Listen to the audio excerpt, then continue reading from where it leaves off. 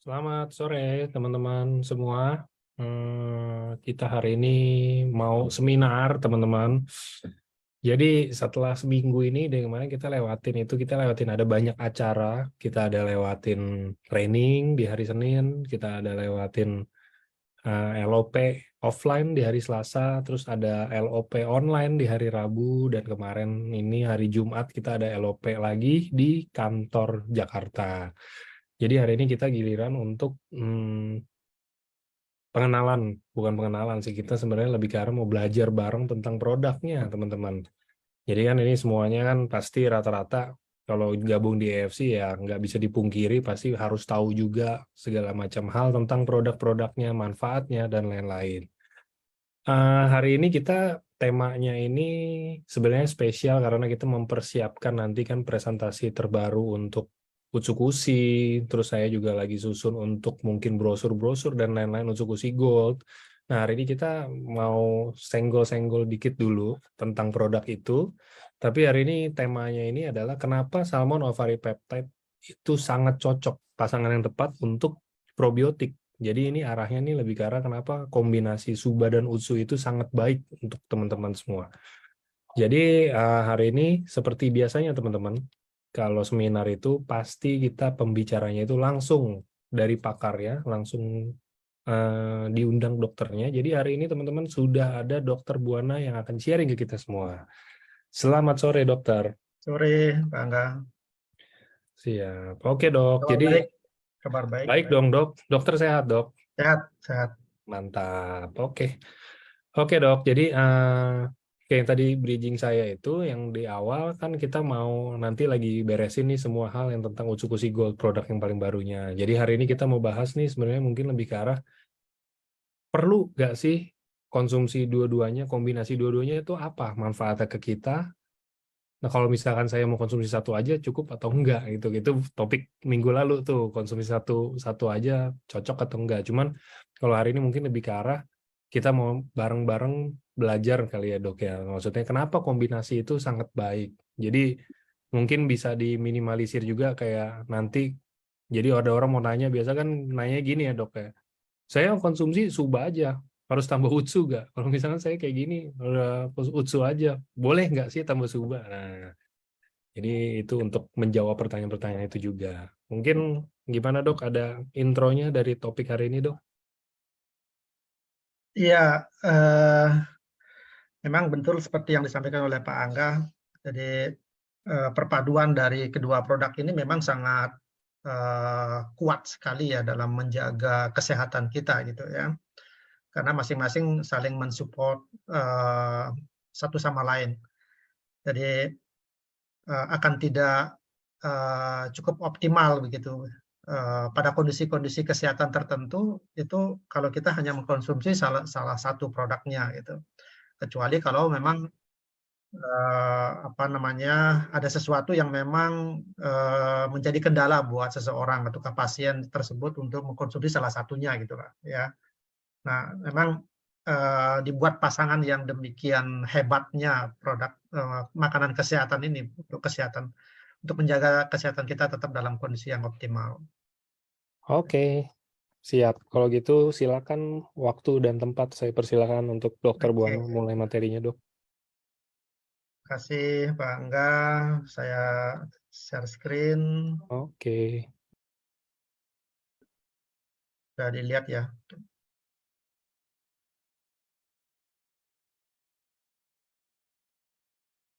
Ya, jadi bahasan yang kita mau diskusikan pada sore hari ini tentang di probiotik ya, pasangan yang tepat untuk salmon ovary peptide. Jadi eh, memang kalau kita berbicara tentang probiotik ya masih terkadang kita terbelenggu dengan semacam kok bakteri ada dimasukkan ke dalam tubuh kita sih gitu ya. Nah, ini yang mungkin akan sering menjadi sebuah pertanyaan gitu. Nah, bakteri kan biasanya bakterinya ada yang jahat gitu kan.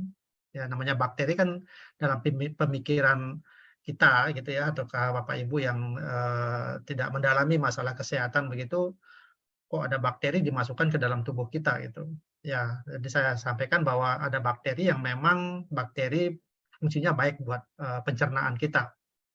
Jadi ini yang kita sebut sebagai probiotik ya. Jadi memang betul bahwa mikrobanya itu ya hidup dan di dalam usus kita memang banyak sekali jenis bakteri-bakteri mikrobiota yang hidup di dalam usus yang bisa memberikan manfaat yang sangat baik, terutama sekali adalah untuk menjaga kesehatan kita. Nah, yang paling sering dipergunakan sebagai probiotik itu adalah bakteri asam laktat ya, yang mempunyai peranan dalam mengubah glukosa menjadi asam laktat. Salah satunya ataukah di antaranya adalah yang golongan Lactobacillus dan Bifidobacterium longum gitu.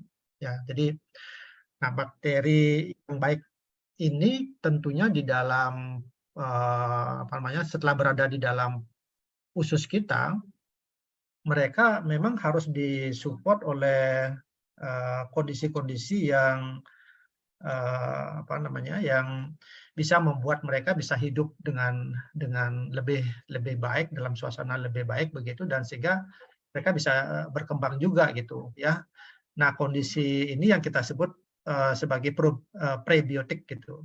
Jadi prebiotik itu boleh dibilang sebagai makanannya probiotik. Ya, kalau probiotik itu adalah mikrobiotanya, jadi bakterinya, ya bakteri yang baik. Sedangkan makanannya ini yang kita sebut sebagai prebiotik. Nah, prebiotik ini bisa kita dapatkan dari makanan-makanan yang kita konsumsi sehari-hari. Ya, misalnya ini ada yang senang sama asparagus, ya, ada yang senang sama garlic, ya, atau pisang, ya, ataukah gandum. Nah, ada beberapa sumber makanan yang kita konsumsi juga sehari-hari, yang di dalamnya merupakan sebuah hasil fermentasi. Nah, hasil fermentasi inilah yang kita manfaatkan itu sebagai probiotik. Yang terkandung di dalamnya adalah sebagai probiotik, karena dalam makanan tersebut memang betul diisi dengan bakteri-bakteri yang baik dan memang menghasilkan sebuah makanan yang kita konsumsi. Misalnya yogurt ini, ya. Jadi kita sering membeli atau kamu konsumsi yogurt itu juga pasti akan menambah kemampuan komposisi atau jumlah dari bakteri baik dalam tubuh kita, ya. Demikian juga dengan makanan jenis-jenis makanan yang lain, ya. Nah, akan tetapi ada kondisi-kondisi yang memang mempengaruhi komposisi dari mikroflora atau mikrobiota yang ada di dalam usus kita, ya. Contohnya adalah kondisi umur misalnya, ya. Jadi semakin tua umur, komposisi dari mikrobiota itu tersebut pasti akan semakin berkurang. Kemudian pada saat kita mengalami sakit misalnya, ya, apalagi kita diberikan obat-obat antibiotika yang demikian keras gitu. Jadi antibiotik itu pasti akan mengganggu jumlah dari mikrobiota yang ada dalam usus kita. Apakah dia bisa membunuh dan lain sebagainya. Kemudian status imunologis, kemudian pH usus besar yang demikian kecil, ya. Kemudian waktu transit sisa makanan hasil pencernaan dan penyerapan dalam usus besar.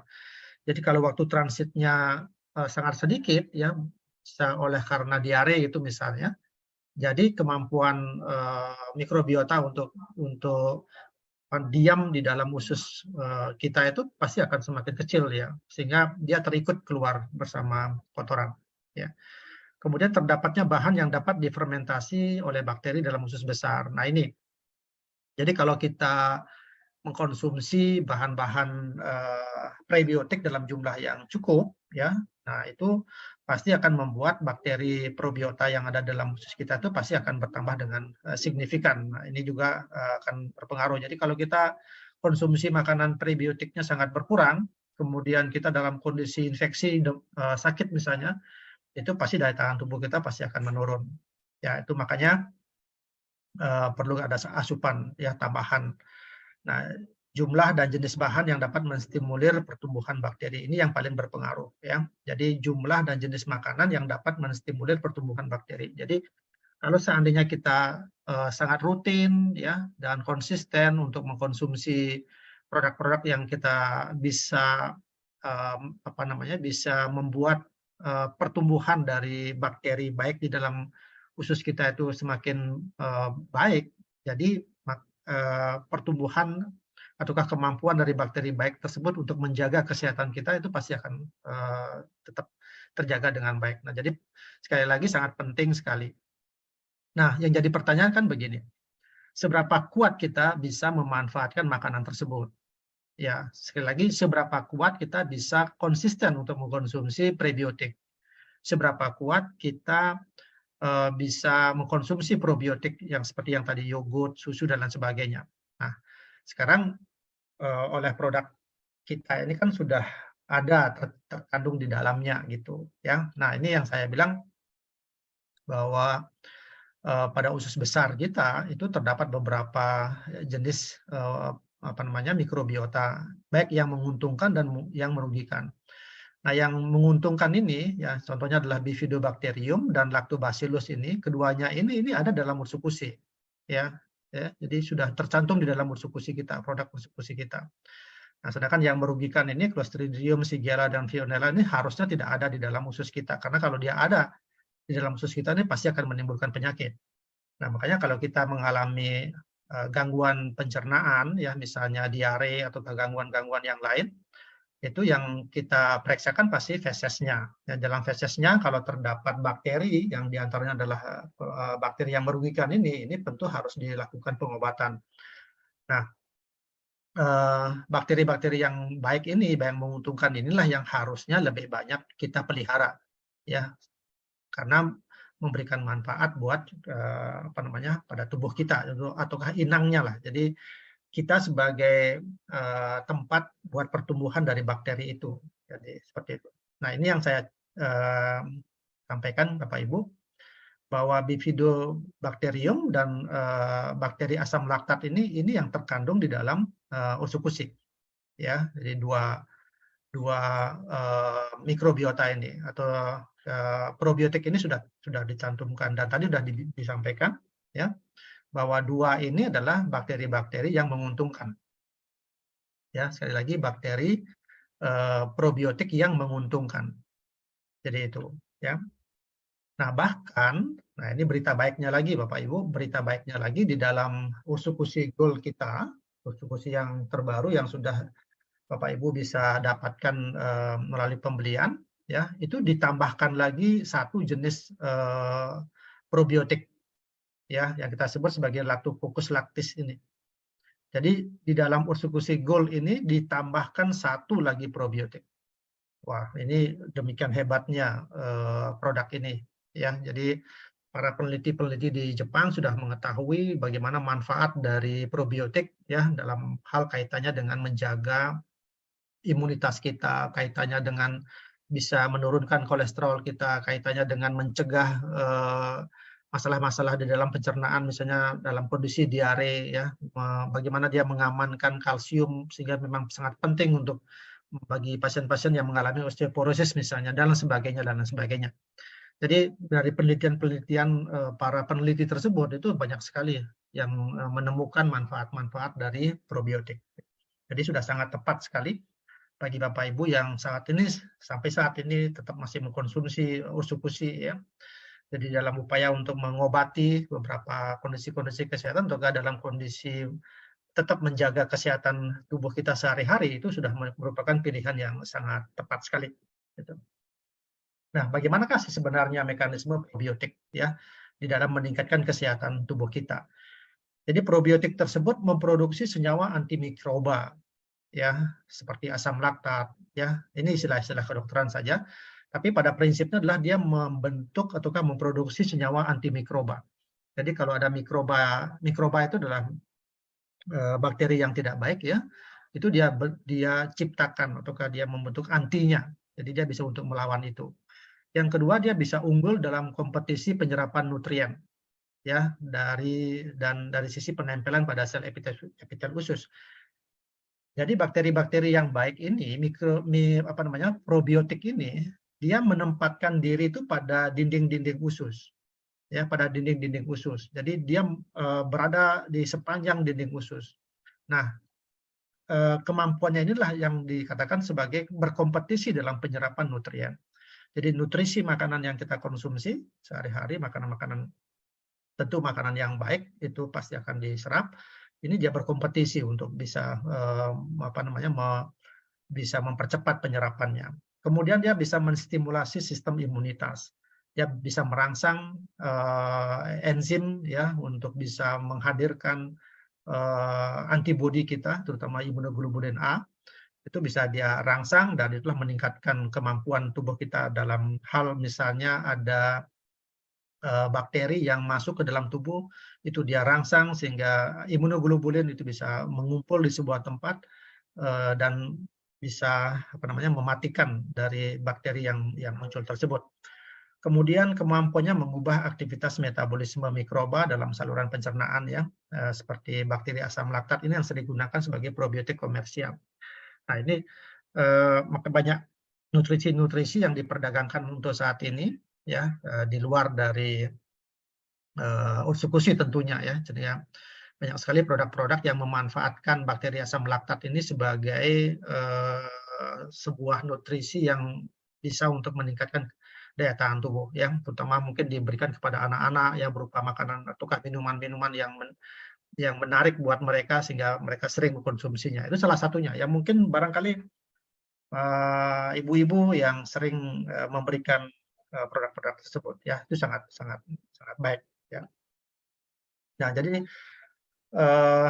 ini merupakan sebuah kesimpulan dari lagi bahwa peran probiotik dalam meningkatkan daya tahan tubuh itu pada peneliti menunjukkan bahwa keseimbangan pada saluran pencernaan itu sangat berkaitan dengan kondisi kesehatan secara keseluruhan. Jadi keseimbangan pada saluran pencernaan ya dalam hal ini adalah prebiotik, kemudian probiotik ya. Karena 80% sistem imun itu terletak di dalam saluran cerna. Dan saluran cerna yang sehat mempengaruhi sebagian besar imunitas seluruh tubuh. Nah, ini yang sering kali kita sampaikan bahwa kita memiliki dua otak. Jadi otak yang ada di kepala dan otak yang ada di pencernaan kita sendiri. Jadi kalau otaknya terganggu, secara otomatis kesehatan secara umum kita pasti akan terganggu kan. Nah, jadi sangat penting kita tetap harus menjaga saluran cerna dalam kondisi yang optimal, oleh karena kita tahu bahwa sebagian besar imunitas dalam seluruh tubuh itu dipengaruhi oleh kualitas dari saluran cerna kita. Kemudian kita bisa mendapatkan manfaat probiotik untuk meningkatkan kesehatan imun, terutama jika dikonsumsi secara rutin. Ya, ini garis bawahnya adalah dikonsumsi secara rutin. Jadi kalau kita tentunya melakukan upaya konsumsinya, ya, yang dibilang rutin itu tidak harus dalam jumlah yang besar, ya. Tetapi seberapa banyak kebutuhan yang dibutuhkan oleh tubuh kita. Ya mungkin itu yang kita katakan itu secara rutin ya. Nah, sekali lagi bahwa probiotik terbukti mampu menjaga kesehatan ya, menjaga keseimbangan bakteri baik di dalam saluran cerna dan menjaga sistem imun kita. Jadi probiotik itu mampu menjaga keseimbangan ya bakteri baik. Dan segala sesuatu yang seimbang di dalam tubuh itu pasti memberikan satu manfaat yang sangat baik. Nah, ini manfaat-manfaat probiotik yang bisa kita dapatkan Bapak Ibu ya. Satu, meningkatkan kekebalan tubuh ya terhadap serangan penyakit yang menular contohnya ya. Makanya seperti yang pada saat kita mengalami masa Covid dulu ya. Jadi banyak produk-produk makanan ataukah suplemen yang mengklaim diri sebagai produk yang meningkatkan kekebalan tubuh ya. Ya tentu yang sudah paten pasti sudah kita tidak ragukan lagi ya. Tentu unsur-unsur yang kita konsumsi sekarang ini sudah memiliki paten peningkatan imunitas tubuh, itu sudah tidak bisa disangkakan lagi, tidak disangkal lagi Pak. Mereka unsur-unsur memang meningkatkan kekebalan tubuh ya. Kemudian dapat menekan pertumbuhan bakteri patogen yang masuk ke dalam tubuh. Nah, tadi yang saya bilang ya. Jadi kalau ada bakteri yang tidak baik masuk ke dalam tubuh melalui pencernaan, dia bisa merangsang imunitas seluler kita ya, yang kita sebut sebagai imunoglobulin A itu untuk bisa mematikan dari bakteri patogen. Kemudian memberi ketahanan untuk kemoterapi kanker ya dan mengurangi kerusakan kanker kolon. Ya, ketahanan untuk kemoterapi kanker. Jadi pada saat kondisi pasien yang menjalani kemoterapi dalam kondisi lemah, ya, menjalani kemoterapi yang kesekian kali, banyak yang memberikan testimoni bahwa pada saat pasien tersebut mengkonsumsi ursukusi, ya ursukusi itu bisa memberikan daya tahan tubuh yang demikian lebih bagus daripada yang tidak mengkonsumsi ursukusi. Ya, ini beberapa testimoni-testimoni kita bisa lihat, kita bisa baca ya yang disampaikan oleh pasien-pasien. Ya. Kemudian menghalangi bakteri yang secara langsung maupun tidak langsung mengkonversi prokarsinogen penyebab kanker. Jadi ada bakteri yang bisa menyebabkan kanker yang kita sebut sebagai prokarsinogen. Ini juga bisa menghalangi. Kemudian mengurangi tekanan darah ya dan mengatur hipertensi, konsentrasi serum kolesterol. Jadi Bapak Ibu, probiotik ini bukan hanya berfungsi sebagai imunitas ya, tetapi dia secara penelitian juga mampu untuk mengurangi tekanan darah yang kaitannya dengan kemudian kaitannya dengan peningkatan serum dari kolesterol. Itu ya mungkin ini yang harus kita ketahui lebih dalam lagi ya. Memang bisa menurunkan kadar dari kolesterol ya. Kemudian tadi saya sempat bilang bahwa sangat baik juga buat pasien-pasien yang mengalami osteoporosis ya, karena dia bisa meningkatkan penyerapan kalsium, juga mengurangi alergi ya, infeksi-infeksi pernapasan. Kita sangat sering juga ada pasien-pasien yang memiliki alergi yang berat, kemudian dikonsumsikan ursukusi ini juga dalam kondisi membaik ya. Kemudian sangat penting sekali karena dia bisa mencegah diare ya, karena ada Helicobacter pylori sebagai bakteri yang ada di dalam lambung yang bisa menyebabkan diare. Kemudian kaitannya juga dengan gerakan peristaltik juga dilakukan dilakukan perbaikan ya. Kalau kita lihat kalau orang diare itu peristaltiknya pasti akan meningkat ya. Kemudian bagi pasien-pasien yang menderita laktosa intoleran, terutama pada bayi-bayi ya. Jadi kalau bayi mengalami laktosa intoleransi itu banyak juga diberikan probiotik karena dia bisa menyeimbangkan itu ya. Jadi produk ini sangat aman ya, sangat aman, bisa diberikan pada bayi pun bisa diberikan ya, apalagi orang tua gitu ya. Nah, ada banyak pertanyaan, Dok, bisa nggak diberikan pada ibu hamil? Sepanjang saya mengatakan bahwa ini adalah makanan kesehatan ya. Sekali lagi, ini adalah makanan kesehatan, sama seperti makanan-makanan yang kita konsumsi sehari-hari. Jadi, boleh dibilang sepanjang itu merupakan sebuah makanan kesehatan, jadi apa yang menjadi hambatan buat kita? Yang kalau dia tergolong makanan kesehatan, berarti kan semua golongan orang dalam kondisi apapun seharusnya tidak menjadi hambatan untuk mengkonsumsinya. Nah, tapi harus dicatat, setiap strain probiotik itu mempunyai manfaat, dosis, dan keamanan yang berbeda. Ya, kemudian efikasi dan keamanan satu jenis probiotik tidak bisa menjadi tolak ukur efikasi dan keamanan probiotik yang lain. Maka dari itu pemilihan probiotik yang tepat itu harus dilihat dari uji klinis dan efikasi yang sesuai dengan manfaat yang diharapkan. Ini yang saya maksud ya. Jadi kalau sebuah produk dihasilkan melalui uji klinis ya, apalagi sudah mendapatkan paten fungsi dari sebuah negara, apalagi sebuah negara, saya kira itu tidak perlu kita ragukan lagi ya. Kira kita tidak perlu lagi meragukan hal itu. Jadi makanya kalau saya mengatakan tidak ataukah jangan ragu-ragu untuk memilih mengkonsumsi ursukusi ya. Ketakutan-ketakutan yang demikian tidak berdasar mungkin kita harus jelaskan sekarang ini bahwa apa yang terdapat di dalam kandungan dari ursukusi, terutama kita berbicara sekarang masalah probiotik, itu tidak usah ditentang lagi karena produk probiotik yang terkandung di dalam ursukusi itu adalah merupakan probiotik yang sangat bermanfaat, yang menguntungkan. Dan tentunya produk ursukusi adalah produk yang sudah melalui uji klinis dan sudah mendapatkan paten dari negaranya. Jadi, itu penekanan yang saya sampaikan. Nah, jadi apa kaitannya dengan nanti kita berbicara tentang regenerasi sel ataukah SOP, Salmon Ovary Peptide. Jadi kalau kondisi tubuh kita terjaga dengan baik, ya melalui daya tahan imunitas kita dengan baik, maka segala proses dari regenerasi sel yang dilakukan oleh tubuh kita sendiri itu pasti akan berjalan dengan baik. Jadi bisa dibayangkan Bapak Ibu, kalau organ pencernaannya saja tidak baik, bagaimana mungkin bisa menghasilkan daya tahan tubuh yang baik? Ya, kalau daya tahan tubuh yang baik, bagaimana mungkin akan menjalankan proses regenerasi?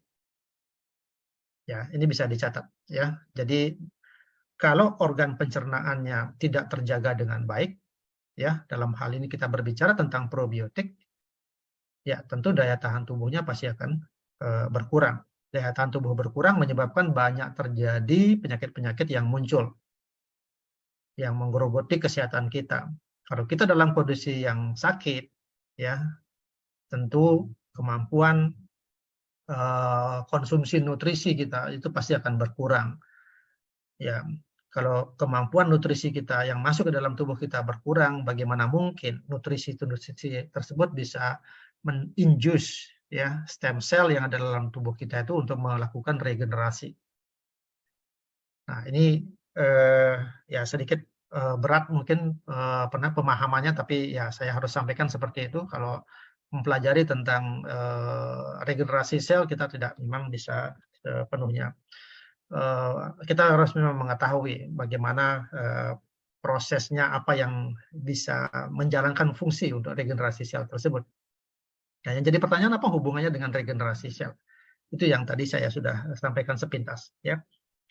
Nah, kita tahu bahwa setiap hari miliaran sel di dalam tubuh kita itu ada yang mati, ada yang rusak, ya. Tapi tidak semuanya juga tergantikan dengan yang baru. Nah, kenapa kondisi ini terjadi? Ya, kita mempelajarinya dari awal bahwa stem cell yang ada dalam tubuh kita itu 100% itu ada pada saat kita itu dilahirkan. Ya, dalam kondisi masih bayi ya, dengan rentang sekian tahun umur kita. Tapi seiring dengan perjalanan waktu, ya seiring dengan perjalanan waktu bahwa pertumbuhan ataukah komposisi stem cell yang ada di tubuh kita itu semakin lama semakin berkurang, ya karena stem cell juga memiliki masa hidup dia.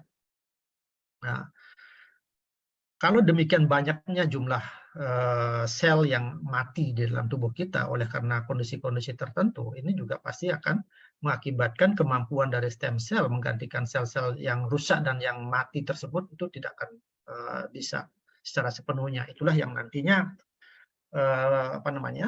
mengakibatkan kita dalam kondisi menua ataukah dalam kondisi yang memiliki penyakit-penyakit regeneratif.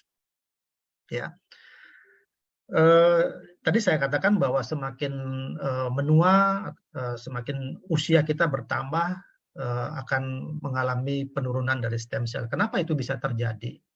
Ya, kita tahu bahwa dalam masa kehidupan kita hidup di lingkungan luar gitu, kita banyak sekali terpapar oleh kondisi-kondisi yang bisa menyebabkan kerusakan pada tubuh kita.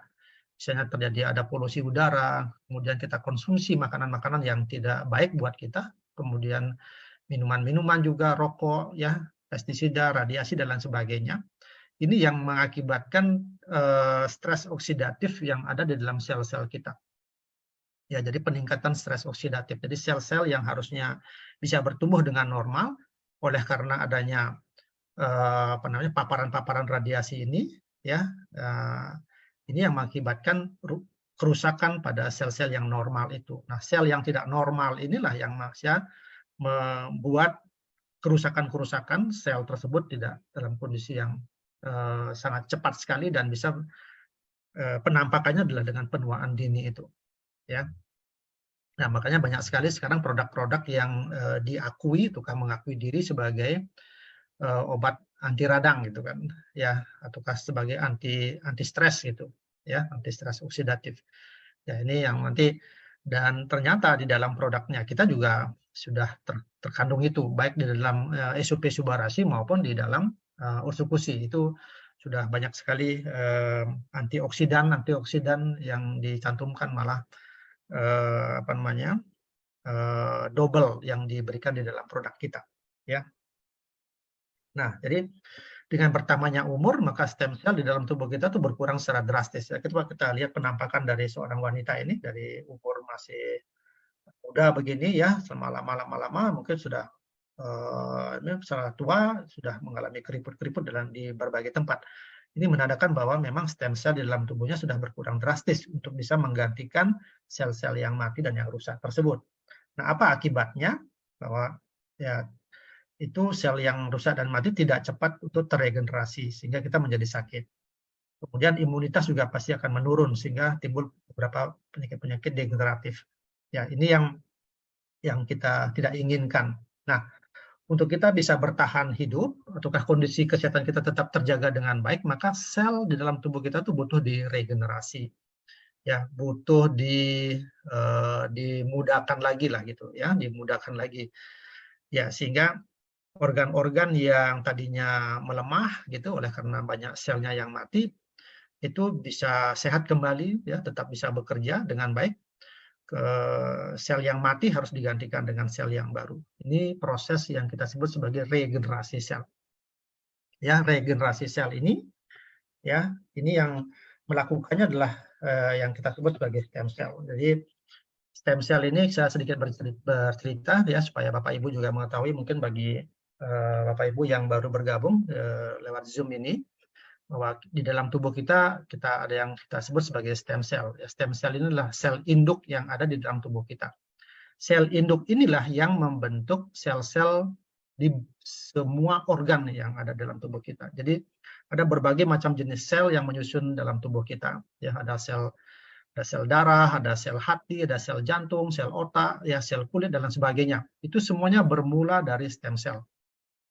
Nah, keunikannya dari stem cell ini, dia bisa memecah diri, ya, menjadi dirinya sendiri satu dan menjadi sel yang akan diperbaiki. Ya, jadi sel induk ini, ya, yang pertama ini, ya, bulatan yang pertama ini, dia pada saat dia ingin berubah diri, dia tetap akan menjadi dirinya sendiri karena dia harus hidup terus-menerus, ya. Dan belahan yang keduanya, dia itu akan membentuk sel yang akan diinginkan diperbaiki. Ya, ini contoh aja ya. Misalnya pasien sedang mengalami gangguan pada sel jantung gitu ya. Karena kerusakan sel jantung, maka sel jantung itu mengirimkan pesan kepada stem cell melalui pesan enzimatik gitu ya. Dia mengatakan, stem cell tolong gantikan sel saya, ini banyak sel saya yang rusak gitulah. Itu pesan message-nya gitulah. Ya, sehingga dari pesan tersebut stem cell ini akan memperbanyak diri dan menjadikan sebagian dari tubuhnya itu akan membentuk sel jantung gitu. Nah, karena semua organ di dalam tubuh kita itu terbentuk dari sel, ya, terbentuk dari sel. Secara otomatis pola pikir kita berkatakan begini, pasti stem cell tersebut akan memprioritaskan ya organ yang mana dia harus diperbaiki terlebih dahulu. Jadi ada memang prioritas, ya, ada prioritas. Seperti contoh begini, ada sebagian dari para konsumsi ataukah pasien yang sudah mengkonsumsi ini, ya begini, saya sakitnya jantung gitu, tapi kok bukan jantung saya yang diperbaiki ya. Ya, tapi kok ada manfaat yang lain yang saya peroleh. Ya, misal ini misal ya, contoh kayak saya konsumsi Subarasi contohnya gitu ya, untuk ke SOP dulu lah. Saya menginginkan ada sesuatu yang saya inginkan, misalnya perbaikan di dalam apa misalnya ya kolesterol gitulah misalnya ya. Tapi yang saya dapatkan adalah pertumbuhan rambut saya gitu. Oh, ternyata oleh tubuh saya, oleh stem cell saya, yang paling diprioritaskan adalah pertumbuhan rambut saya. Jadi gitu.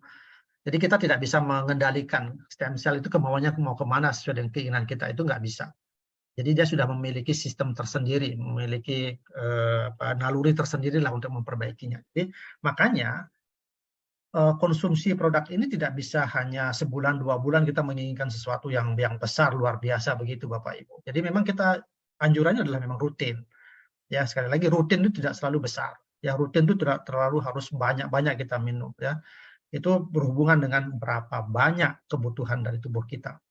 Itu yang bisa mengukurnya itu adalah Bapak Ibu sendiri yang mengkonsumsi. Ya, itu penjelasan dari saya. Nah, sekali lagi saya sedikit jelasin tentang stem cell ini. Jadi dia merupakan sel induk yang bisa menjadi sel-sel yang lain. Ya, menjadi sel-sel yang lain. Dia bisa menjadi sel otak, dia bisa menjadi sel usus, dia bisa menjadi sel darah, ya, jadi sel hati, sel jantung, dan lain sebagainya. Ya, jadi itulah keunikan dari stem cell itu. Nah, ini ceritanya lain lagi, Bapak Ibu. Ya, jadi di Jepang sana, ya, di Jepang di sana itu seorang peneliti gitu ya, seorang peneliti menemukan bahwa ada sebuah tempat di sana yang yang kehidupannya tersebut sangat sangat baik sekali gitu. Ya, setelah diteliti ternyata di sana ada banyak ikan salmon yang mati gitu. Ya, banyak ikan salmon yang mati. Jadi ikan salmon yang mati tersebut itu dilakukan penelitian dan ternyata ikan salmon betina yang mati tersebut itu kan meninggalkan telur. Nah, telur-telurnya itu ternyata dia mendapatkan makanan nutrisi itu dari ibu salmon itu. Nah, itulah yang ada yang menangkapnya itu adalah selaputnya. Jadi selaput telurnya itu yang menangkap. Nah, selaput telur itulah yang identik dengan plasenta. Ya, jadi selaput telur itulah yang identik dengan plasenta. Nah, plasenta sendiri yang kita kenal, Bapak Ibu, ya, kita berbicara sekian tahun yang lalu bahwa kita seringkali mendengar bahwa plasenta itu banyak mengandung stem cell. Ya, dan memang betul bahwa selaput telur salmon ini memang memiliki kemampuan dia yang sangat bagus sekali setelah diteliti, ya, setelah diteliti mengandung ini asam amino. Ya, jadi komposisi asam amino yang dia miliki itu ternyata tidak hanya asam amino esensial, tapi juga asam amino non esensial. Ya, sedangkan kita sendiri itu masih membutuhkan asam amino esensial yang kita memang dapatkan dari luar. Ya, asam amino yang terkandung di dalam salmon ovary peptide ini sudah terkandung asam amino esensial dan asam amino non esensial. Dan dari sisi komposisi dan jumlahnya pun itu bisa melebihi dari kalau pembandingnya, ya, itu dari human placenta dan deer placenta. Sekarang Bapak Ibu bisa lihat, dan ini angka-angka ini bukan angka-angka sembarangan, ini sudah angka-angka melalui penelitian. Nah, yang kita tahu bahwa asam amino itulah bagian yang tidak bisa terpisahkan oleh protein, dan protein merupakan komponen yang sangat penting di dalam tubuh kita. Ya, ini kenapa? Karena protein itu membangun dan memperbaiki jaringan tubuh. Nah, itu konsep pikirnya. Jadi asam amino itu merupakan bagian dari protein. Dan protein itu fungsinya adalah membangun dan memperbaiki jaringan tubuh. Jadi bagaimana mungkin kalau kita kekurangan asam amino, kekurangan protein, bagaimana mungkin tubuh kita bisa memperbaiki jaringan kita. Nah, jadi protein itu adalah sebagai batu bata lah. Jadi batu bata itu kan, ya, kita membangun sebuah gedung begitu kan memang membutuhkan susunan-susunan batu bata itu. Ya, jadi sama.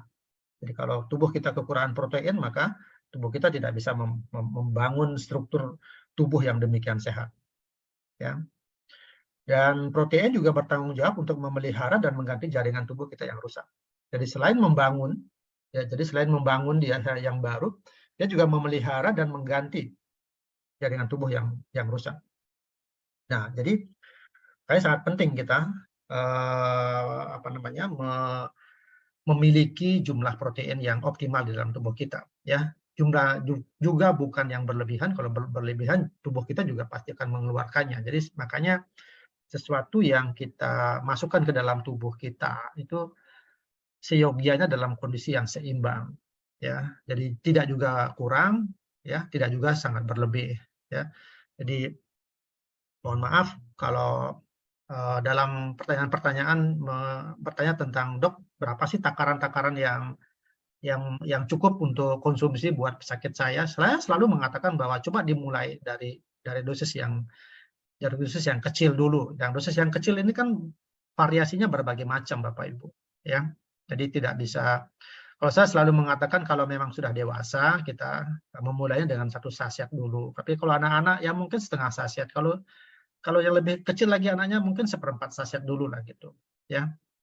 Tapi kadang juga saya memulainya kepada orang-orang tua yang sangat memiliki penyakit degeneratif yang sangat berat sekali gitu. Kadang saya memulainya dari 1/4 juga gitu. Ya, kenapa begitu ya? Karena tubuh kita memang harus adaptasi. Ya, kita tahu bahwa produk ini kan sangat kuat sekali dalam mempengaruhi tubuh kita. Bisa terjadi semacam detox yang sangat luar biasa. Jadi kalau orang tua kita berikan langsung dosis yang besar, itu kadang terkejut tubuh kita. Gitu. Jadi dengan detox yang sangat detox sebenarnya bukan hal yang perlu ditakuti, tidak negatif juga, tapi itu menjadi suatu semacam notifikasi gitulah bahwa ternyata ini reaksi dari tubuh kita gitu. Ya, jadi itu saya sedikit menyinggung. Nah, kalau dulu salmon ovary peptide itu ada di dalam SOP 100 dan sekarang sudah mengalami penyempurnaan menjadi SOP Subarasi. Ya, jadi SOP Subarasi. Kita yang sekarang konsumsi adalah SOP Subarasinya. Ya. Nah, dalam SOP 100 plus dan dalam SOP Subarasi itu sudah memiliki, yang sekarang Subarasi memiliki 4 paten. Ya. Dan paten pertamanya itu adalah kemampuannya untuk regenerasi sel. Ya, kemampuan untuk meregenerasi sel karena apa? Karena di dalam SOP 100 maupun SOP Subarasi itu terdapat salmon ovary peptide. Jadi salmon ovary peptide itu memang terkandung asam amino, dan asam amino merupakan bagian dari protein, dan protein sendiri adalah merupakan sebuah komponen yang bisa untuk membangun dan sekaligus juga memperbaiki kondisi dari tubuh kita. Nah, jadi kesimpulannya Bapak Ibu, kalau kita ingin sehat, ya, kalau kita ingin sehat secara jasmani, secara tubuh kita, pikiran kita, otak kita, maka sehatkan juga organ pencernaan kita. Jadi itu kesimpulan dari kita. Jadi organ pencernaan yang sehat itu juga pasti akan selaras dengan kesehatan dari tubuh kita secara umum. Maka ya ini kombinasi antara Orsukusi dan SOP Subarasi merupakan kombinasi yang terbaik yang kita miliki saat ini. Jadi sangat bagus sekali buat menjaga kesehatan kita, ya, merupakan sebuah nutrisi yang sangat sempurna, boleh dibilang begitu. Nah, ini kalau seandainya kita bisa mengkonsumsinya, ya, konsumsinya. Jadi pertanyaan-pertanyaan, dok, kalau misalnya saya tambahkan Subarasi boleh nggak? Oh, alangkah baiknya. Dok, kalau saya tambahkan Orsukusi gimana? Oh, sangat alangkah baiknya. Jadi apakah kita konsumsi pada saat kita sakit? Pertanyaan selanjutnya. Sebaiknya lebih baik kita mencegahnya daripada setelah kita sakit. Karena pada saat kita sakit, ya takaran yang harus kita konsumsi itu mungkin akan lebih besar. Ya, kenapa demikian? Ya, karena ada kalau kita sakit namanya berarti kan ada daya tahan tubuh kita yang harus kita naikkan. Ada jaringan ataukah organ kita yang lagi sakit. Ya, tentu kemampuan tubuh kita untuk memperbaiki itu semua pasti akan lebih besar daripada saat kita mempertahankan kondisi tubuh kita.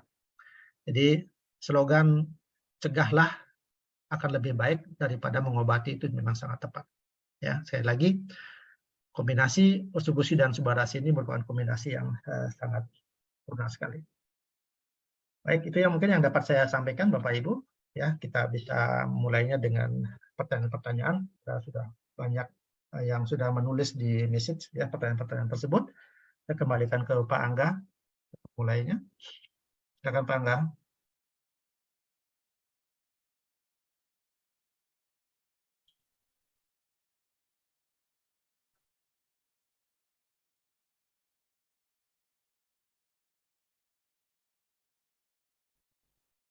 Pak Angga.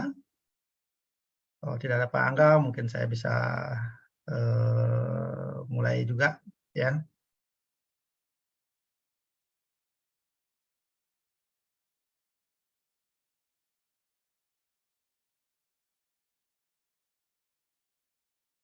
Ya, ini ada teman sejawat ya nanya dosis yang direkomendasikan dan cara pemakaian yang lebih disarankan seperti apa?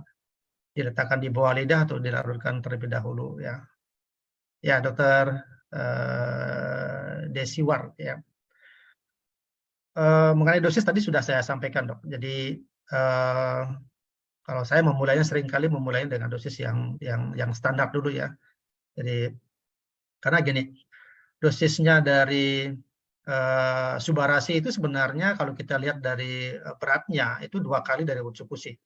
Jadi kalau kita ingin konsumsi secara perpaduan ya keduanya, jadi 1 Subarasi itu ditambahkan dengan 2 Utsukushi. Itu dosis biasanya. Ya, dosis biasanya. Nah, tadi tergantung dokter mau menaikkan seberapa lagi, itu tergantung dengan kebutuhan dari dokter sendiri atau kebutuhan dari pasien, ya silakan. Yang saya maksud kebutuhan itu maksudnya gini, jadi kalau saat pasien tersebut belum ada semacam perubahan, ataukah sudah mulai ada perubahan sedikit begitu ya, yang diharapkan, itulah sebenarnya dosis awalnya dia. Ya, dosis awalnya dia. Jadi kalau kita ingin menaikkan lagi kemampuan untuk perbaikannya, itu bisa dinaikkan secara perlahan-lahan. Apakah nanti Subarasinya dinaikin dulu ataukah Utsukushinya dinaikin dulu sesuai dengan kebutuhan kita. Masalah mau di bawah lidah, mau ditaruh di air itu terserah silakan, Dok. Jadi sesuai dengan kenyamanan dari pasien ya. Kadang kalau orang-orang tua gitu kan kalau kita taruh di lidah itu mungkin tidak merasa nyaman, apalagi kalau anak-anak itu ditaruh di lidah mungkin juga tidak nyaman begitu, tapi ya dipersilakan aja sesuai dengan kalau saya lebih enaknya memang ditaruh di air ya.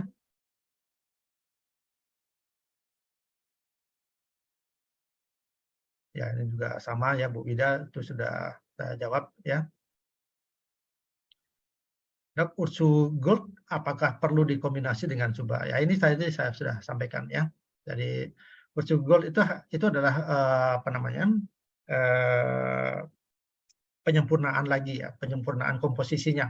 Jadi betul-betul memang Ursu Gold ini apa ya, lebih menonjolkan diri dari sisi kemampuan untuk anti-cancernya sebenarnya.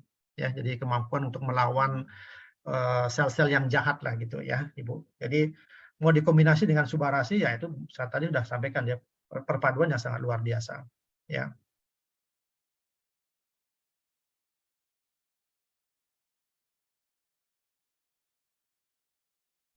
Ya, ini ada pertanyaan untuk ada temannya yang mengalami HD, yang sedang menjalani HD, ya di paru-parunya juga ada cairan, terus ada gangguan jantung juga. Ya. Apakah langsung ditambahkan dilakukan minumnya sepasang ataukah ditambahkan Subarasi? Jadi kalau pasien-pasien yang dalam kondisi degeneratif seperti ini, ya pasien degeneratif seperti ini, itu kalau saran saya adalah minumnya tuh langsung bersamaan ya, karena mereka memiliki pattern yang berbeda-beda, itu yang bisa menunjang untuk memperbaiki kesehatan dari pasien yang seperti ini. Jadi Subarasinya untuk regenerasi selnya ya, kemudian Utsukushinya juga nanti yang seperti yang tadi barusan kita jelaskan. Jadi memang untuk pasien-pasien degeneratif apapun itu ya, sekali lagi buat Bapak Ibu mungkin yang hadir di sini, kalau untuk pasien-pasien yang dalam kondisi degeneratif itu oleh karena memang masa penuaan ya, sebaiknya memang dikombinasikan ya, sebaiknya memang dikombinasikan. Ya, jadi Subarasi dan Utsukushi sesuai dengan tadi takaran-takaran yang sudah saya sampaikan ya. Kenapa begitu? Ya, pasien degeneratif itu pasti mengalami daya tahan tubuh yang menurun ya. Kemudian banyak sel-selnya yang sudah mati dan yang rusak. Ada banyak organ yang sudah mengalami kegagalan ya, mengalami kemunduran fungsi gitu. Jadi memang sangat penting sekali perpaduan dari keduanya ini. Ya, simpel aja sih sebenarnya ya, memahami tentang kemampuan dari produk ini.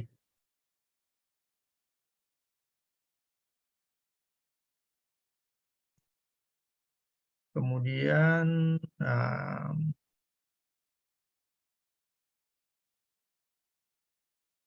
ya ini ada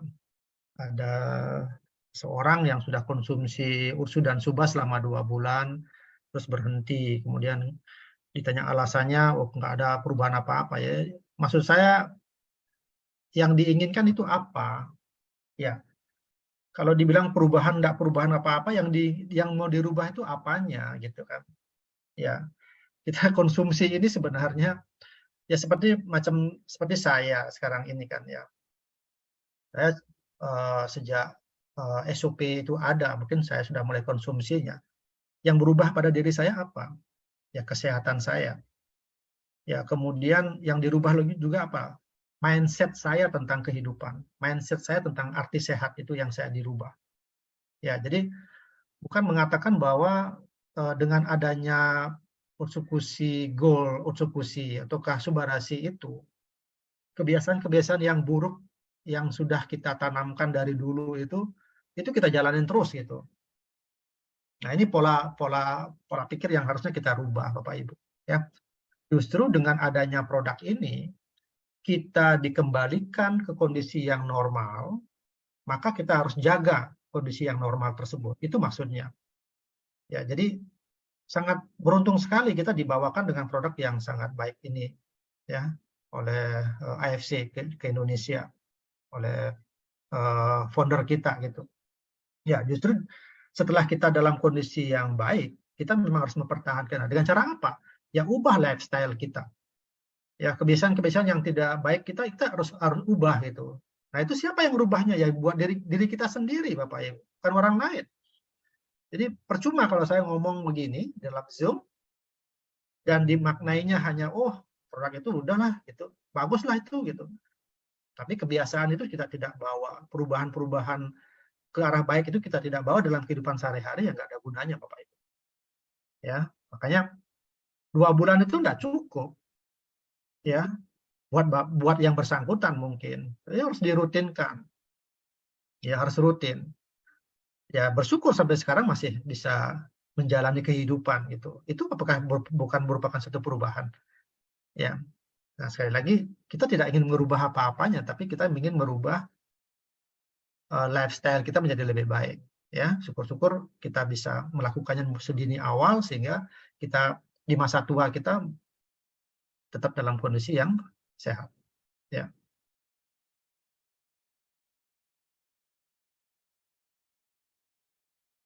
Anak 5 tahun keterlambatan bicara.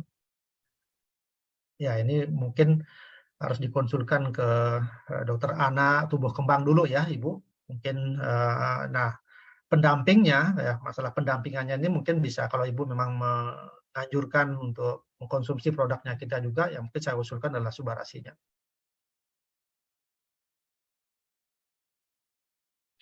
Untuk pasien yang lagi menjalani kemo, dosisnya sebaiknya berapa? Ya, sekarang seperti tadi dalam kondisi sehat saja kita menganjurkannya 1 Subarasi, 2 Utsukushi. Ya, dalam kondisi menjalani kemo tentu dosisnya bisa disesuaikan ya Ibu ya. Saya tidak bisa langsung nanti mengatakan harus sekian, tidak ada takaran yang tepat, tapi tergantung dari kondisi tubuh dari pasien. Kalau misalnya dengan 1 Suba, 2 Ursu, pasien tersebut mengatakan bahwa kondisinya jadi lebih baik, ya berarti dosisnya telah segitu. Ya, nanti bisa dinaikkan secara perlahan-lahan. Nah, ini masih pertanyaan-pertanyaan yang mendasar ya, mungkin karena baru ikut, baru bergabung ya. Apakah Ucu dan Suba itu dikonsumsi sekaligus atau dicampur dalam satu wadah ya? Itu boleh-boleh saja ya, Ibu Diana. Silakan Ibu mau gabung, mau pisahin, ya silakan.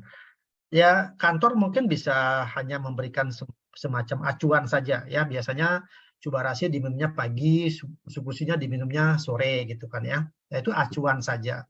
Tapi bagaimana kalau misalnya kebutuhannya nambah? Ya, itu makanya namanya acuan bukan menjadi sebuah syarat ya, merupakan sebuah ini harus begini harus begitu, tidak ya. Itu silakan sesuai dengan sesuai dengan kebutuhan saja buat kita ya.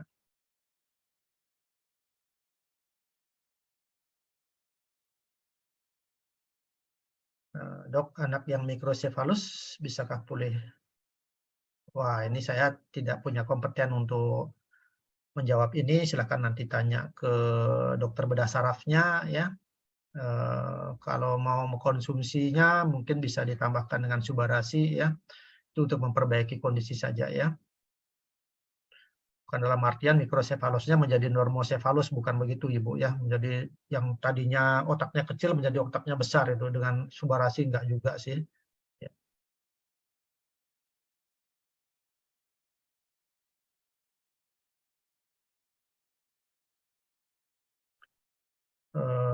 Bagaimana teknik konsumsi? Teknik konsumsi maksudnya apa ya Bu? Mungkin ya seperti tadi ya, masalah subarasi dengan usukusinya. Kalau subarasinya bisa diminum pagi, usukusinya bisa diminum sore ya. Atau Ibu mau gabung di pagi hari juga boleh, ya mau digabung sore hari juga boleh. Ya jadi tidak.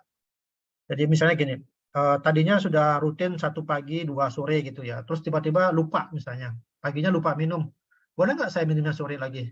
Ya silakan aja, ya simple, itu sama dengan makanan, ya sama dengan makanan.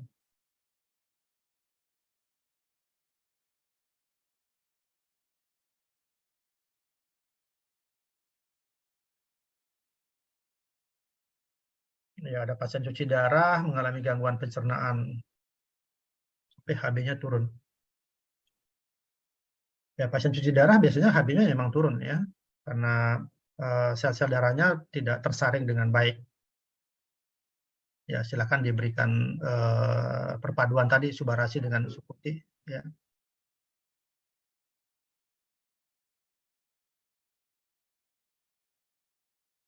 Kalau polisitemia mungkin orang dewasa ya ini. Ya silakan Bu dikombinasi aja. Ya silakan dikombinasi aja.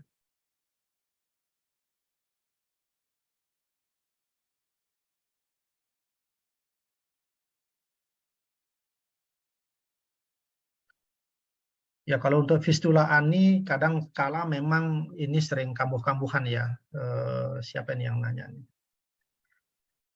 Simon.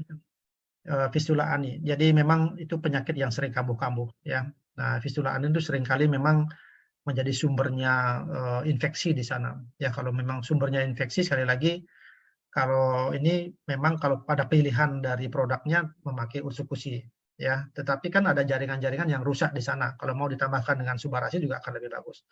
Tapi begini, fistula ani itu memang harus disegerakan dilakukan eksplorasi. Ya, eksplorasi itu maksudnya harus diserahkan ke dokter bedah ya. Minimal dokter bedah umum. Kalau misalnya ada di sana di daerahnya ada dokter bedah digestif, itu lebih bagus lagi ya. Itu memang harus dieksplor, dicari sampai ke akarnya gitulah ya, sampai di mana itu terowongannya gitu ya. Nah, itu kan diberikan antibiotika, dilakukan eksplorasi, maksudnya dibersihkan di sana, kemudian diberikan antibiotika yang cukup bagus. Nah, usukusi itu menjadi supportnya ya. Sekali lagi kalau kondisi yang seperti ini harus dilakukan tindakan. Ya, tadi memang betul ya, sudah pernah dioperasi ya. Mungkin harus dioperasi lagi, Ibu. Mungkin kemarin tuh tidak sembuh lah gitu ya, tidak bersih mungkin pembersihannya. Ya. Jadi subarasi dan usukusi sangat penting juga untuk mensupport. Sekali lagi ini untuk mensupport. Ya.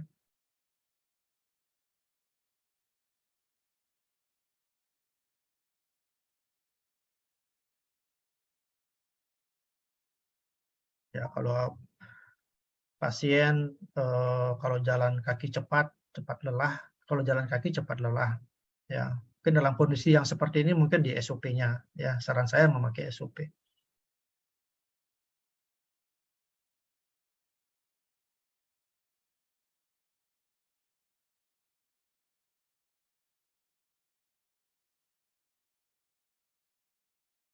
Ya, silakan bagi yang sudah ada penderita kanker paru stadium 4 ya habis tindakan atau rakosintesis ya silakan diberikan keduanya ya. Dikombinasi aja Bapak Ibu.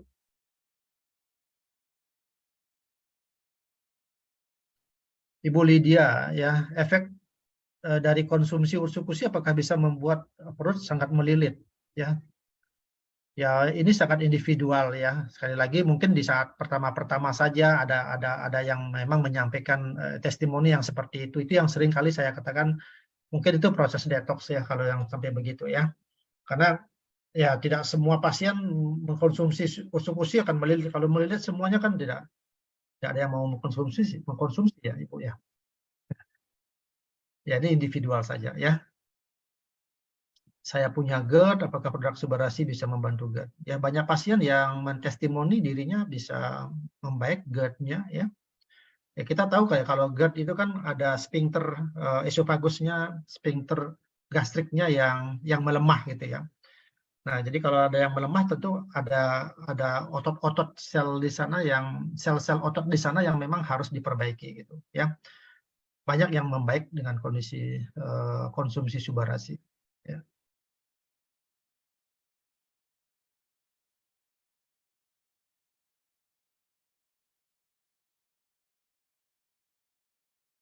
Tuh sudah ada yang jawab juga tuh pertanyaannya ya.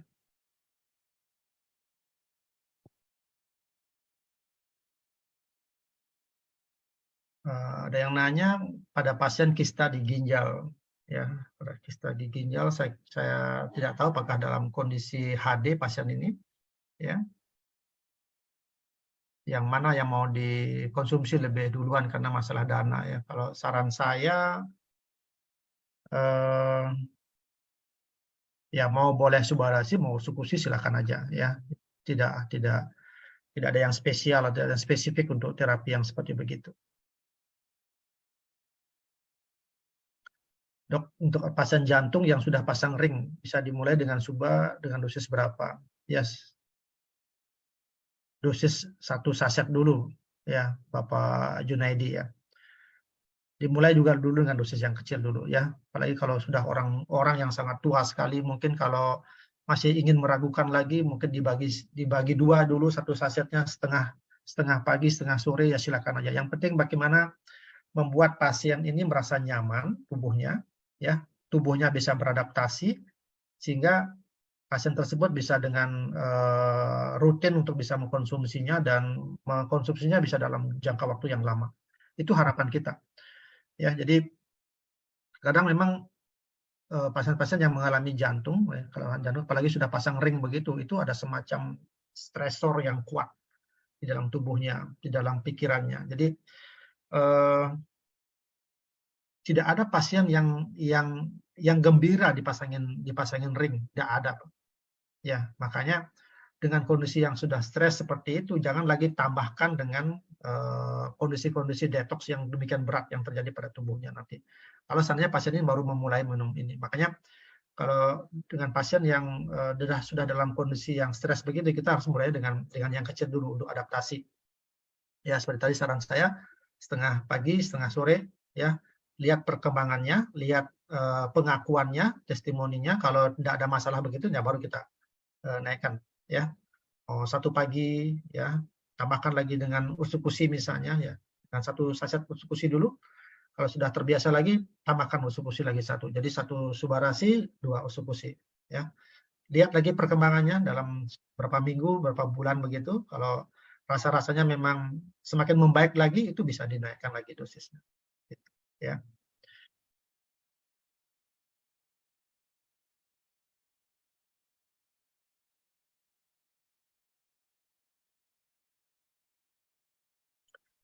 Kalau untuk pasien yang dengan batu empedu baru selesai operasi, bagusnya Usukusi Subarasi. Dikombinasikan aja loh ya bagus, ya. Dikombinasikan saja.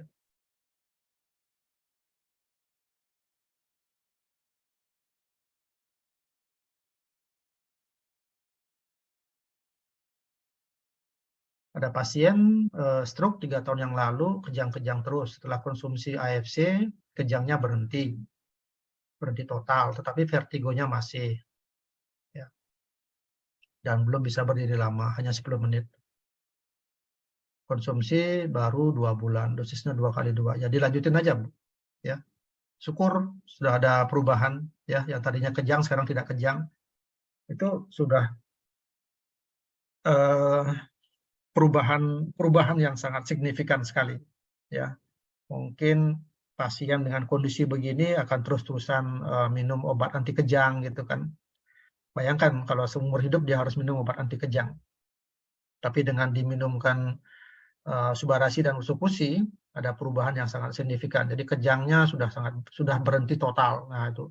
Walaupun mungkin masih ada gejala-gejala yang lain masih menempel di dalam misalnya vertigonya itu. Ya, sekali lagi itu masih proses ya.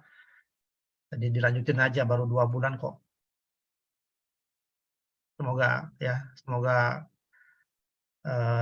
mendapatkan perbaikan kondisi ya. Syukur-syukur bisa sembuh total ya. Vertigonya sudah tidak ada lagi, kemampuan berdirinya sudah semakin lama ya.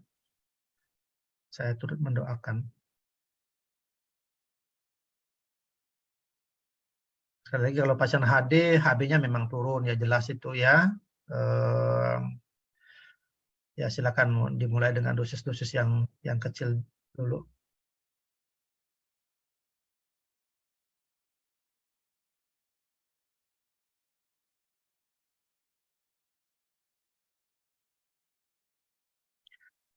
Ibu Wida lagi nanya tentang ada pasien yang sakit lambung, endoskopinya ada luka di lambung, ya semangatnya mau pulih, konsumsi AFC, tapi reaksinya badannya lemes, badan biru, sesak, jadi tidak. Ya makanya kondisi-kondisi yang seperti ini Bu, kita coba mulai dengan dosis yang kecil dulu ya. Jadi jangan langsung dibom gitu ya, jangan langsung diberikan dosis yang besar gitu. Jadi coba dimulai lagi dengan dosis yang kecil ya. Mau 1/4 dulu akan lebih bagus Bu, daripada pasien mendapatkan detox yang demikian berat seperti ini ya. Jadi tubuhnya belum bisa beradaptasi dengan mendapatkan nutrisi yang sangat baik ini. Silakan dimulai dengan dosis kecil.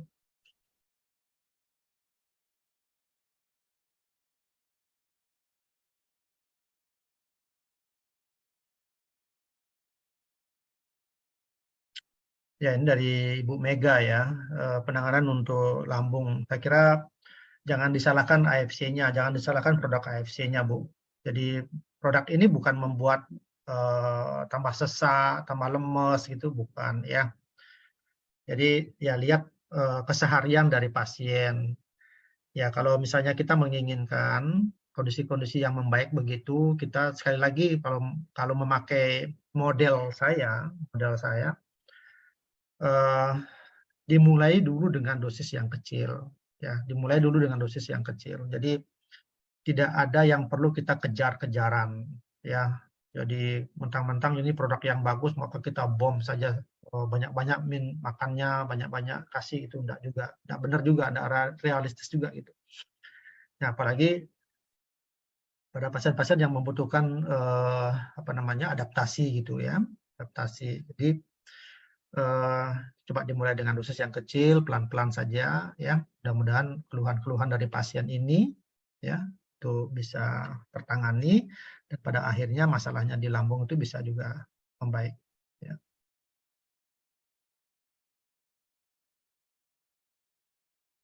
Dok, anak 2 tahun boleh minum UTSU, silakan ya. Apa bedanya kalau dengan minum botol-botol yang dijual bebas itu ya, sama aja kok Bu ya. Siapa ini? Note 10 ya. Ya, silakan. Anak umur 2 tahun boleh minum USU enggak? Ya sebagai tambahan vitamin. Ini bukan vitamin ya Bu ya. Ini makanan kesehatan. Ya, tapi boleh diberikan.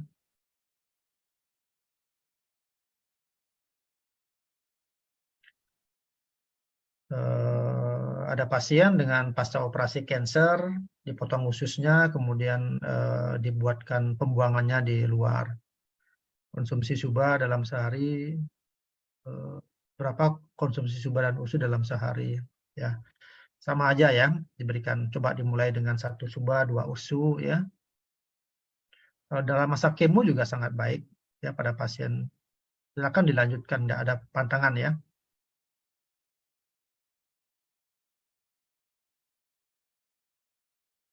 Wah, ini bagus sekali nih, ada VB Sinta ya, VB Sinta. Saya rutin minum suba ursu, HbA1c saya yang tadinya 13,2 itu sangat tinggi sekali ya, tinggi banget tuh. Sudah turun jadi 6,9. Tentunya obat, pola makan dan olahraga rutin. Bisa lepas obat? Jangan. Ya, saya bilang dulu jangan ya. Yang melepas obat itu dari dokter. Ya, yang bisa mengatur dosis kemudian sampai memutuskan lepas obat itu adalah dokter yang memutuskan.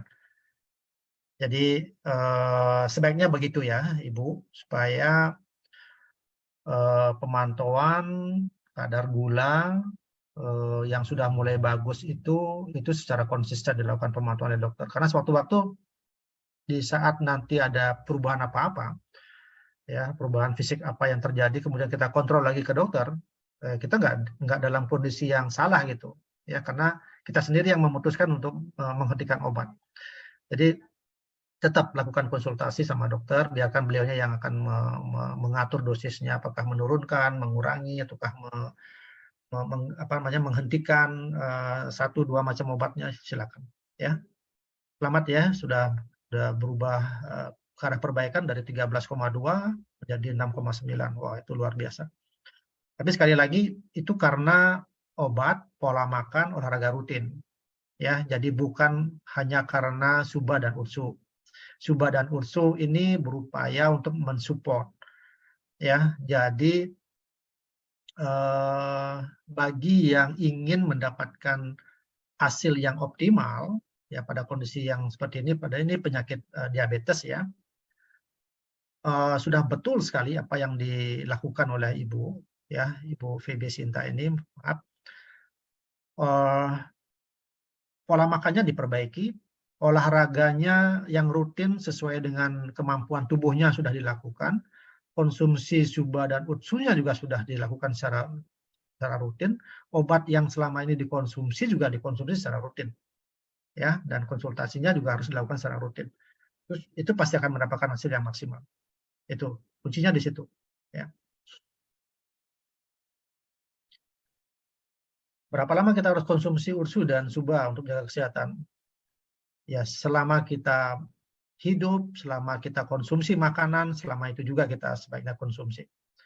Ya, jangan takut ya, Bu. Jangan takut.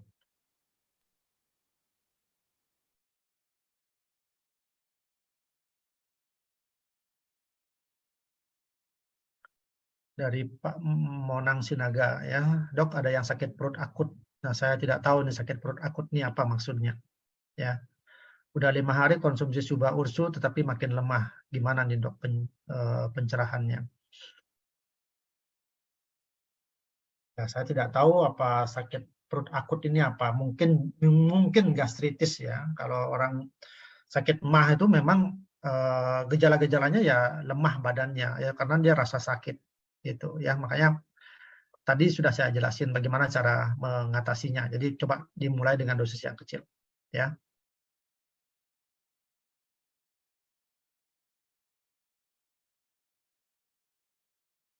Untuk persiapan operasi ya silakan aja minum berapa seperti dosis yang tadi aja, seperti biasa aja diminumkan 1 SUBA 2 URSU ya, silakan.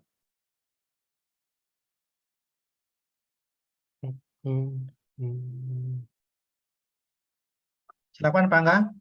Yes, ini saya lagi bantu cari. Kayaknya Ya. kalau pertanyaan-pertanyaan mungkin mirip-mirip, saya bisa gabung gitu kan. Karena Ya. ini kayak pertanyaannya mirip-mirip semua. Member saya mengeluh jadi gemuk setelah konsumsi SUBA URSU. Sebenarnya kalau dibilang gemuk, kalau konsumsi SUBA URSU itu metabolismenya jadi bagus ya, Dok ya? Ya, perlu dikoreksi jumlah makanannya.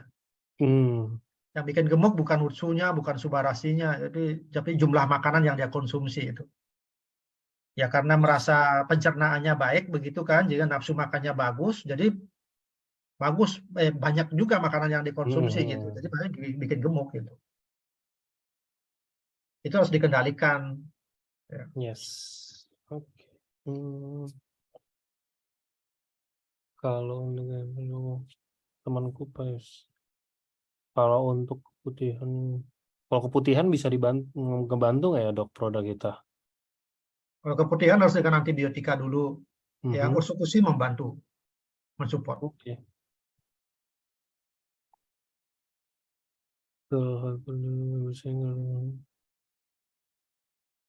Hypertiroid. Nah, ini menarik.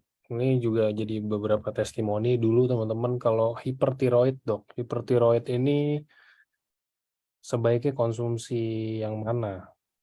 Soalnya kalau dulu kan memang ada beberapa yang testimoni ya, Dok. Jadi ada beberapa orang, ada yang mungkin terbantunya dengan SUBA, ada yang terbantunya dengan URSU. Tapi kalau menurut dokter kira-kira sebenarnya yang mana sih, Dok, untuk itu? Ya kita harus cari tahu dulu hipertiroid itu kan karena kegagalan hormonal ya, kegagalan hormonal itu karena apa namanya hormon yang dikeluarkan dari hipofise itu. Nah jadi kalau berhubungan dengan hormonal, kalau saya sebaiknya minumnya adalah Subarasi karena dia memiliki kemampuan untuk regenerasi selnya di sana. Itu.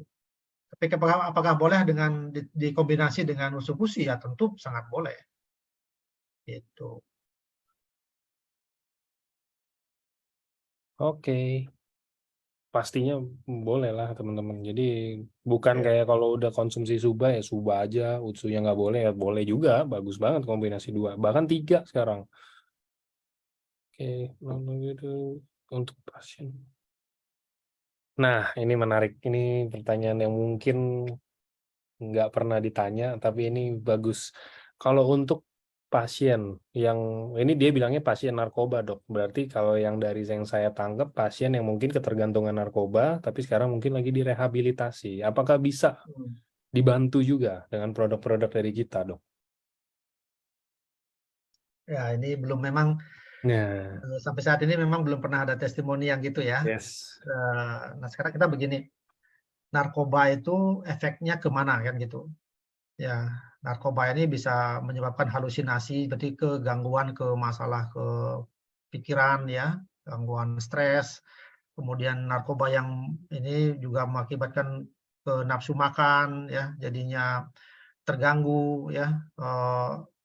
Ya, jadi kalau dengan kondisi yang multifungsi begini terjadi gangguan ya, disordernya multi organ begitu, ya akan lebih baik kalau untuk terapinya tuh memakai kombinasi. Jadi Subarasi dan Utsukushi. Jadi semuanya tubuh kita mendapatkan patennya gitu ya. Jadi semua organ diperbaiki dari sisi regenerasi selnya. Kemudian imunitasnya dinaikin ya. Apalagi kalau yang namanya narkoba punya risiko terjadi infeksi HIV misalnya gitu kan. Nah, salah satu kemampuan dari Utsukushi itu kan menekan menekan virus-virus yang bisa menyebabkan itu. Itu salah satu penjelasannya. Jadi sangat baik kalau itu dikombinasi. Oke. Jadi cukup narkoba aja teman-teman yang ketergantungan ya. Kalau produk kita nggak ketergantungan, cuman ketergantungannya Ya, ya. dalam hal yang baik karena mungkin teman-teman semuanya ada yang mungkin ada beberapa gangguan kesehatan, konsumsi produk ini membaik, yaitu ketergantungan pasti seenggaknya. Jadi ketergantungannya dalam hal kayak mau coba terus sampai mungkin pulihnya mungkin 100% pulih yang disertai dengan makanan sehat, pola hidup sehat. Mungkin kalau emang penyakitnya lumayan berat ke dokter dikasih obat ya itu sampai tuntas lah. Itu ketergantungannya kayak gitu teman-teman. Tapi tadi udah dijawab sama dokter Buana kalau untuk pasien mungkin rehabilitasi narkoba ya seperti itu kombinasi aja. Memang rata-rata kayak saya pun saya nggak pelajarin tuh maksudnya narkoba itu jadinya apa gimana. Tapi yang setahu saya kan mungkin saya tahu sih maksudnya mungkin kayak ya mungkin nggak semua bentuk narkoba sama cuman kayak lebih ke arah sakau ya kalau dok bahasanya ya dok ya. Kayak Ya. mungkin sengaja ditahan gak dikasih apa-apa biar diem aja gitu. Nah mungkin itu. Oke. Mengenai pemberian dosis takaran ini. Apakah pemberian takaran ini berlaku untuk semua produk KFC? Nggak bisa dibilang sama semua sih. Mungkin Dokter Buana juga setuju ya dok, nggak bisa sama semua untuk takarannya sama ini ya dok, untuk Iya, semua betul, betul, produk. betul. Terutama yang kondisi-kondisi yang tadi itu yang dijelaskan ya. Mungkin keinginannya untuk sembuh terlalu besar gitu ya, sehingga yang dianjurkan pada pasien-pasien itu dengan dosis yang cukup maksimal buat tubuhnya, sehingga tubuhnya tidak bisa beradaptasi, maka muncul yang detox tadi itu. Ya malah makanya ya malah mendapatkan rasa sakit yang berat lagi di tempat yang lain gitu, merasakan tambah lemas lagi badannya dan sebagainya lah. Kita tidak menginginkan itu dan tidak menginginkan yang disalahkan itu udah produknya kita gitu. Nah itu yang perlu buat leader-leader atau para yang sudah jadi member dan ingin mempromosikan produk ini kepada orang lain juga tolong juga terus hati-hati juga ya. Jadi secara bijak juga kita menyampaikan. Makanya penting sekali lagi catatannya, menjadi penting sekali mendengarkan penjelasan dokter di saat kita Zoom kesehatan begini. Karena kita yang lebih mengetahui, lebih mengenal tentang produk ini, manfaatnya seperti apa, kemudian apa yang harus kita lakukan gitu. Jadi dengan mendengarkan penjelasan dari dokter itu bisa nanti kita sampaikan kepada orang lain. Jadi lebih baik.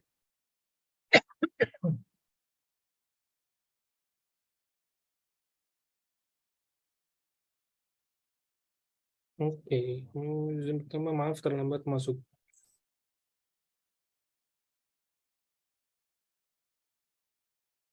22 tahun saya.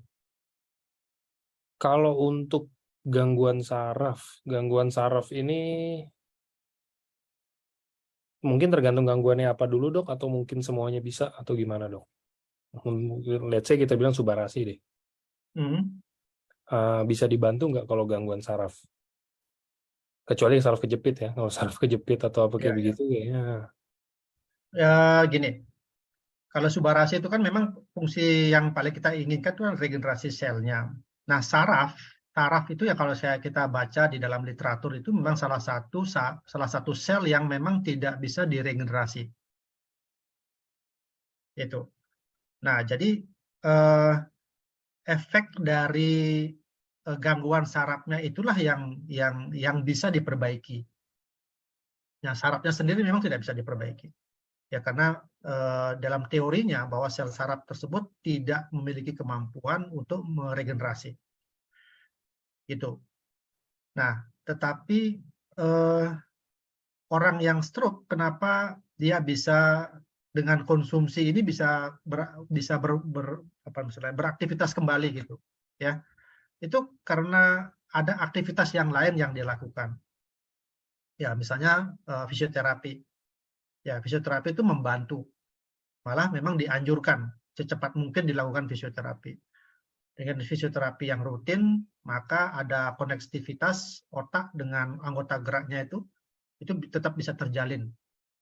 Itu. Nah, subarasi dan usuk-usi pada pasien stroke ya, itu mensupport ya, nutrisinya bisa tetap diperbaiki ya, kemampuan regenerasi sel yang lain-lain dalam kegangguan di otak itu juga tetap bisa diperbaiki. Itu. Ya itu penjelasannya ya. Jadi sekali lagi dalam teorinya memang sel saraf tersebut tidak bisa diregenerasi. Gitu.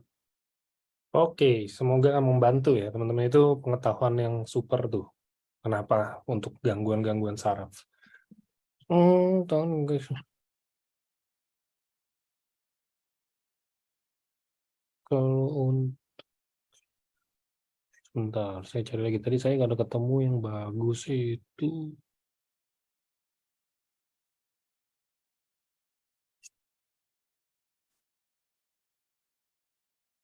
Kalau untuk orang yang mau operasi, nah ini lagi-lagi bagusnya konsumsi sebelum atau sesudah. Saya tambahin atau mungkin dua-duanya dok, sebelum dan sesudah. Ya, alangkah baiknya memang gitu. Jadi jangan menunda gitu ya. Jangan menunda konsumsinya. Walaupun mau operasi nggak ada pantangan juga ya, kecuali mungkin gini yang perlu saya sampaikan. Jadi kalau operasi terutama operasi besar itu ya, operasi besar itu maksudnya operasi yang membuka itu kayak misalnya membuka perut, membuka otak, membuka dada gitu ya. Nah, itu sebaiknya subarasinya dihentikan. Ya, subarasinya dihentikan minimal 2 hari lah gitu ya. Oleh karena apa? Karena kita tidak menginginkan terjadinya perdarahan pada saat operasi tersebut berjalan. Ya, jadi karena dalam subarasi itu kan ada efek dia melancarkan aliran darah. Ya, ada efek untuk anti agregasi. Nah, sama dengan pada saat orang yang sering mengkonsumsi obat-obat pengencer darah gitu ya.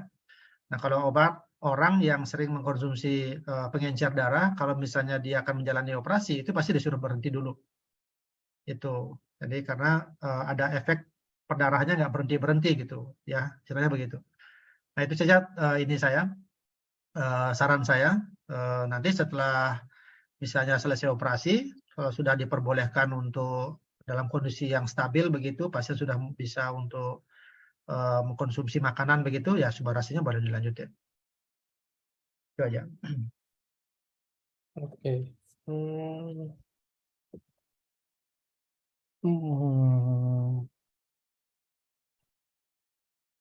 Ini yang tadi dibahas nih, ada yang ditanya. Karena itu penjelasan mengenai saraf yang tadi, Dok. Dokter saraf yang merawat saya menyebutkan sel saraf itu yang paling lambat untuk beregenerasi. Mungkin saking lambatnya seakan-akan kayak nggak bisa mungkin ya. Ya. Bagaimana saya mampu menjelaskan ini ke prospek saya? Mungkin pertanyaannya gimana caranya menjelaskan untuk prospek dengan bahasa yang lebih awam gitu loh, Dok. Iya, itu yang tadi saya sampaikan bahwa sel saraf itu memang boleh dibilang tidak bisa untuk melakukan regenerasi. Tapi kan dari gangguan itu terjadi kerusakan-kerusakan di tempat yang lain juga kan yang mensupport gangguan saraf ini. Itulah yang bisa dibantu oleh subarasinya ini. Nah, mengenai gangguan sarafnya tersebut bisa diperbaiki dengan cara fisioterapi itu kan dengan cara yang lain. Itu dengan obat-obatan untuk pengaktif saraf misalnya itu bisa dibantu dengan seperti itu. Jadi apakah tidak memiliki kemampuan? Memiliki kemampuan juga untuk mensupport gangguan saraf ini. Jadi berguna ya. Jadi berguna juga subarasi dan usukusi ini pada pasien yang dalam kondisi mengalami gangguan saraf ini. Ya penjelasannya seperti begitu ya. Jadi memang regenerasinya memang paling lambat, kan memang bisa juga tidak terjadi, tetapi dalam artian meregenerasi organ-organ yang lainnya, gitu. Kan ini namanya penyakit kan tidak bisa berdiri sendiri, apalagi gangguan saraf seperti itu kan ya. Jadi organ-organ kita kan semuanya tersusun dari sel, ya, semuanya tersusun dari sel. Tentu kalau sudah mengalami gangguan pada sebuah organ yang satu, itu di organ yang lain juga sebenarnya sudah punya gangguan juga gitu. Nah, jadi tubuh melalui stem cell itu pasti akan membuat prioritas-prioritas yang mana yang dia harus perbaiki. Yang mana organ sel yang membentuk organ tersebut yang mau diperbaiki. Itu sesuai dengan gininya mekanisme tubuh kita sendiri melalui stem cell itu. Gitu. Ya. Semoga Kira-kira mengerti ya penjelasan saya. yes, ini kenapa pada tertarik gini, Dok? Karena kemarin itu kan Grand LOP kita ngundang itu tuh, Dok, yang korban yang digebukin itu loh, Dok. Nah, jadi testimoninya mungkin kan ditanya sama Pak Michael suka yang mana, Utsu atau Suba gitu saya lupa. Nah, mungkin mereka tuh penasaran karena gitu. Karena kalau saraf itu kan kita ngomongin saraf itu dia katanya kena saraf juga. Terus ada pergeseran di apa ya? Tulang leher, batang otak atau apa saya lupa deh. Nah, tapi dia bisa pulih. Maksudnya mungkin pasti pada penasaran karena hal itu, Dok. Iya, yang dilakukan oleh Mario itu kan bukan hanya terapi itu saja David, kan, Dok. yang pasti Kalau kan. Mario pelakunya, Dok. Oh, Mario pelakunya ya. Siapa namanya? Dendi ya. Iya. Ya itu kan dilakukan terapi berbagai macam ya. Ya sekali lagi semuanya memiliki peranan. Subarasi dan usukusi punya peranan penting juga di dalam perbaikan kondisinya pasien itu ya. Sekali lagi yang diperbaiki seluruh organ tubuhnya.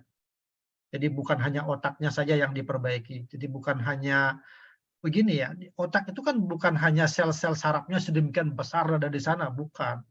Ya, yang dikatakan sel saraf ya sel saraf bukan sel yang lain yang membentuk otak kita itu. Yang sel yang membentuk otak kita tetap juga akan diperbaiki gitu ya. Jadi bukan mengatakan sel otak, bukan sel sarafnya yang mengalami regenerasi yang lambat atau tidak mengalami regenerasi. Tapi sel yang lain juga mengalami regenerasi dia. Nah, makanya dengan adanya perbaikan di sel yang lain-lainnya itu, dia mensupport regenerasinya, sehingga ditambahkan lagi dengan aktivitas perbaikan pelayanan kesehatan yang lain, misalnya fisioterapi dengan obat-obatan yang lain lagi yang mensupport dia itu, kondisinya cepat balik gitu. Ya, gitu sih ininya ya. Kita tidak bisa juga mengklaim itu secara penuh perubahan yang terjadi itu sinergitas yang dilakukan.